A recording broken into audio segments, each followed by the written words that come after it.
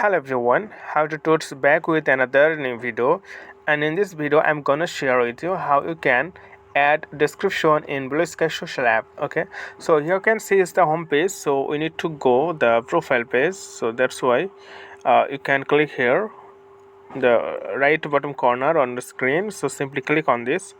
So once you click on this, then here you'll get your profile page, so simply click edit profile. Once you click edit profile, then here you'll get two options, display name and description.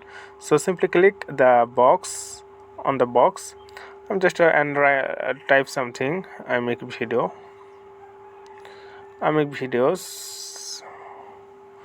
and that's it. And then here you'll get the option save changes. So once you click save changes, you can write anything, whatever you want. You can use emoji or any other things, and it takes it's loading now. It takes few moments to changes. So here you can see I make videos, so it's successfully added in the description.